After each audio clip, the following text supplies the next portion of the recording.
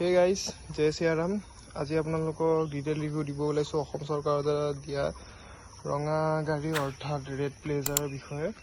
So আপোনালোকে ভিডিঅ'টো যাতে শেষলৈকে চায় তাকে মই গাড়ীখনৰ যদি মডেল ক'ব ওলাওঁ, এইখন হৈছে প্লেজাৰ প্লাছ LX। এইখনৰ ইঞ্জিন হৈছে 110 cc 4-stroke এয়াৰ কুল সিঙ্গল সিলিন্ডাৰ ইঞ্জিন। ই প্ৰডিউচ কৰে 8 bhp 7000 rpm আৰু 8.7 Nm টৰ্ক 5500 rpm। তাৰপিছত ফ্ৰণ্ট লুকটো যদি চাব যাওঁ, ফ্ৰণ্ট লুকটো ধুনীয়া, ইয়াৰ এনেকুৱা টাইপ লুক এটা পাব। তাৰপিছত ইয়াৰ হেডলাইটটো আপোনালোকে LED নাপাব, হেলোজেন ছেটআপত পাব। তাৰপিছত ইয়াৰ ইণ্ডিকেটৰ্ছবিলাকো হেলোজেন ছেটআপত পাব। বাকী এইফালে তলৰ ফালে চাব গ'লে কোনো ধৰণৰ ডিস্ক ব্ৰেক নাপাব, ড্ৰাম ব্ৰেক পাব। এইটো ছাছপেনশ্যন কভাৰ, ৰিফ্লেক্টৰ আছে এইফালেও সেম ৰিফ্লেক্টৰ, ছাছপেনশ্যন কভাৰ। বাট ইয়াৰ ছাছপেনশ্যনটো বহুত ভাল, কিবা নতুন সৰু সুৰা গাদ্ধিৰ কাৰণে। তাৰপিছত এইফালে ছাইড প্ৰফাইলত চাব গ'লে এটা ষ্টেণ্ড পাব, ভাল কোৱালিটি ষ্টেণ্ডৰ। তাৰপাছত এইফালে ফুটৰেষ্ট, এইটো লেডিজ ফুটৰেষ্ট। কিকটো ইউজুৱেলি মৰ্ণিং ষ্টাৰ্ট দিব লাগে, কিক ষ্টাৰ্ট দিব লাগে, চেল্ফৰ এভইড কৰিব লাগে। পিছফালেও same as it is, drum brake.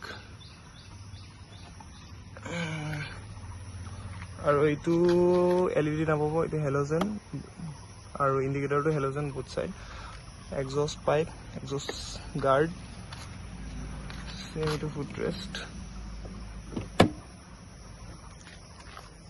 আৰু যদি আগফালে আহোঁ আমি, ইয়াতে পাব এইটো upper dipper system, indicator light, horn আৰু এইটো ইগনিশ্যন। আৰু ইয়াতে পাব আপোনালোকে এইটো ফিউল ইণ্ডিকেটৰ। তাৰপিছত কিমান চলিছে, মোৰ টোটেল চলিছে 12,583 কিলোমিটাৰ চলিছে। আৰু এইফালে পাব আপোনাৰ আপাৰৰ লাইট, তাৰপিছত এইটো ৰিজাৰ্ভ ইণ্ডিকেটৰ চাইন, তাৰপিছত ছাইড ষ্টেণ্ড অন থাকিলে যিটো লাইট জ্বলি থাকে, আৰু এইটো কি আছিল ইঞ্জিন লাইট। এইটো ভাল কাম কৰিছে, ছাইড ষ্টেণ্ডৰ কাৰণে দি দিয়া হয়। এতিয়া আপোনালোকক ইয়াৰ বুট স্পেচটো দেখাম।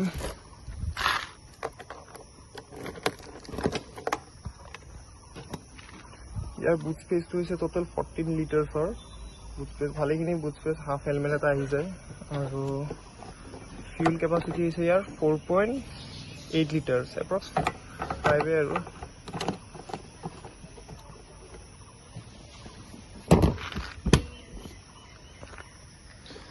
এবাৰ গাড়ীখন ষ্টাৰ্ট কৰি দেখাইছোঁ। ইঞ্জিন লাইটটো জ্বলি, এক্সজষ্ট সাউন্ড।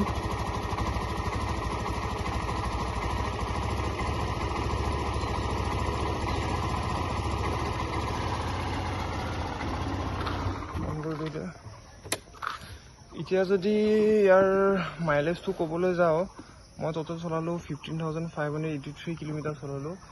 ইমান চলোৱা হিচাপত মই ইয়াৰ মাইলেজটো খুব ভালে পাইছোঁ। ফাৰ্ষ্ট ছাৰ্ভিচৰ আগত মই ইয়াৰ মাইলেজটো পাইছিলোঁ এৰাউণ্ড 38 to 40 সিমানমান আছিল, আণ্ডাৰ 40 আছিল।